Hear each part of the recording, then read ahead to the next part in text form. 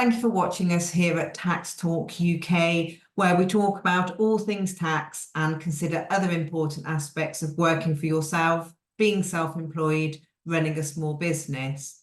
So today I'm going to chat through the answer to the question that we've been asked a lot recently, which is what happens if I am reinvesting my profit in stock. So I'm going to talk in more detail about that. Before I do, if I could please ask, if you're new here, please do take a moment to subscribe to our channel. That way you'll easily be able to refer back to this information if you need to, as well as being able to access other information that we have available on a whole host of different topics, all categorized loosely in the playlist section of our YouTube channel, and all aimed at supporting you in your self-employment.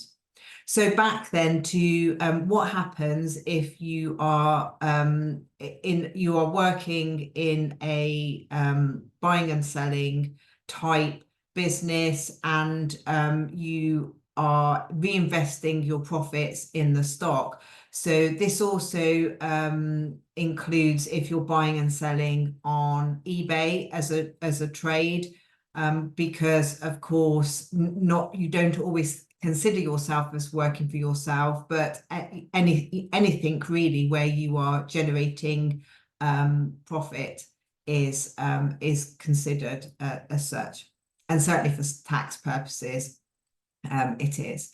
So this has caused quite a lot of confusion, and it does take a little while to get your head around it. If you are buying and selling, and so you buy something and then you sell it for a profit, but you use that profit to then buy something else, where do you stand tax-wise? How do you work out what your tax is? So let's start with standard accounting first. So we have a video, and we've talked about this in other videos as well, specifically about how to adjust for your stock. So how you would do that, how you would show that in your account. So if you're using Making Tax Digital software. But the thing really to sort of think is you have your profit and loss, which is your sales and your purchases. And when I talk about purchases in respect of the profit and loss, I'm talking about the cost that you've incurred to make that specific sale. So I'm not talking there about the stock. I'm talking about the cost of that specific sale that you've made, the actual purchase that went along with that. And then we have the balance sheet, which a lot of people do take a while longer to get more familiar with how that works than the profit and loss. So don't feel despondent if you're struggling to get your head around it. But the balance sheet is effectively a summary of what the business owns or is owed, less what the business owes out in liabilities. So let's just talk specifically about stock. So stock is an asset of the business. It's something that the business owns, physically has, that could sell and make a profit from.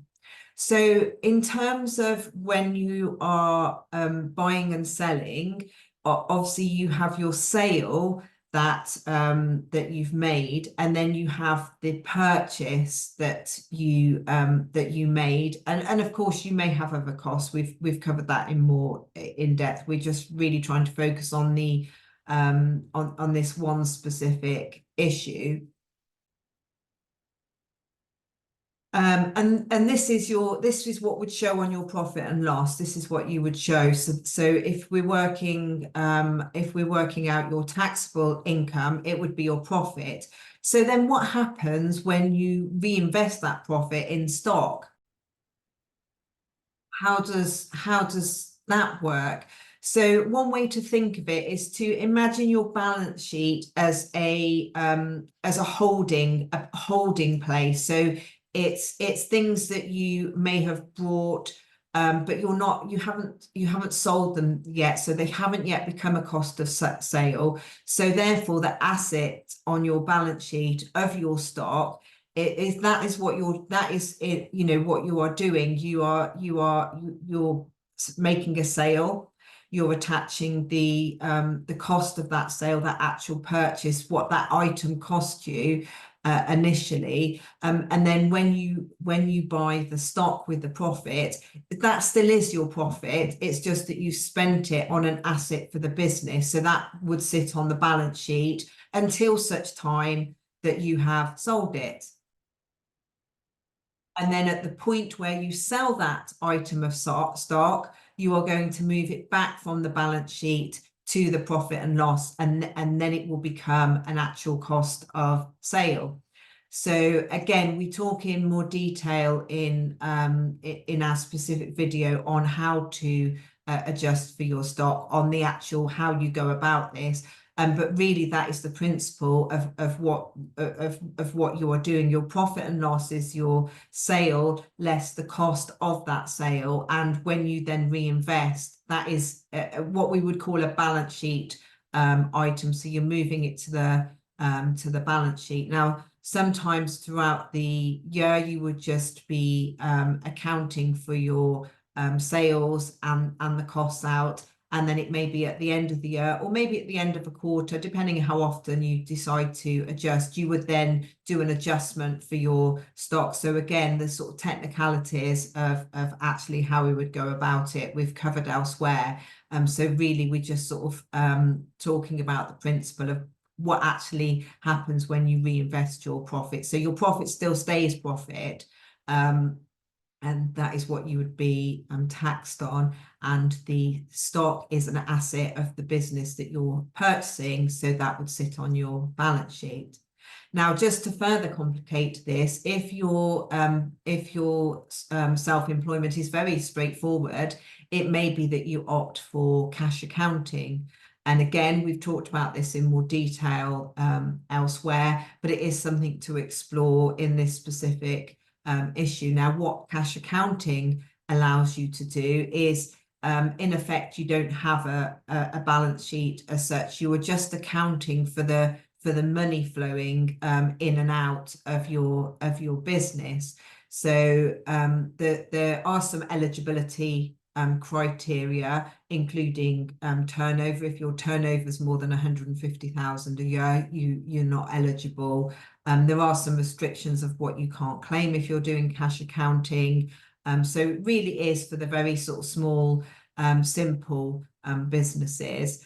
And how this would work in terms of reinvesting your profit is that you would only be concerned with the money coming in would be your sales, and the money going out would be your cost of sales. So therefore, they're all profit and loss items. You're not adjusting for your stock. You're not taking that out, and so therefore, one of the downsides of doing this, if you're not a very small affair, is to remember that you might think that that's great when you're investing in your stock and building your stock, because your profits would be very low, but you're not matching the sales to the cost of those sales.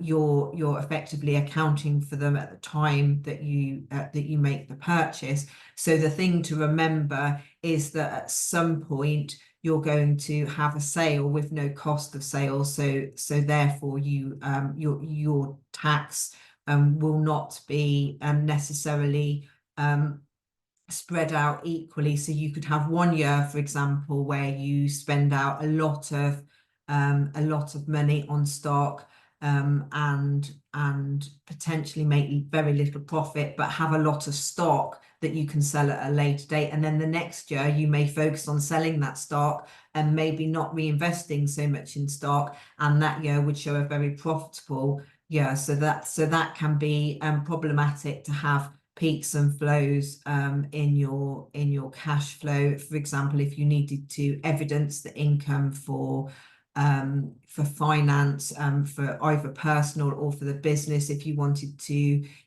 sort of source business finance, you may need to show accounts, and quite often cash accounting transaction recording wouldn't be acceptable. So although sometimes it can be easy to think, oh yes, that's great, I'll do that, it's nice and straightforward.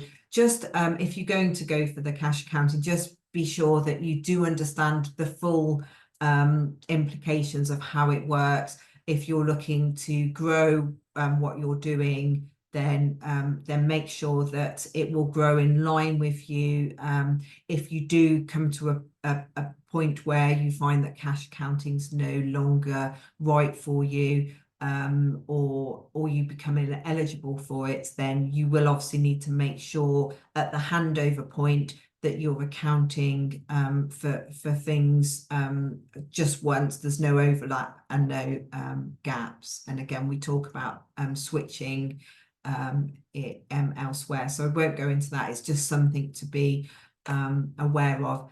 But certainly if you, maybe it's just a side hustle you're doing, perhaps you're buying and selling on eBay or other selling platforms, and you don't really have a large volume, you don't intend to grow it, it's just, you know, sort of what you're doing, then certainly cash accounting would be a more simple way of going about that.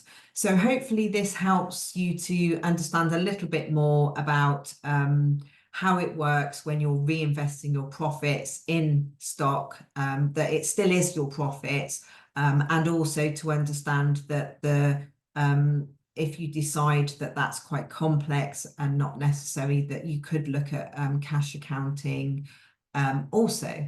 So thank you very much for watching.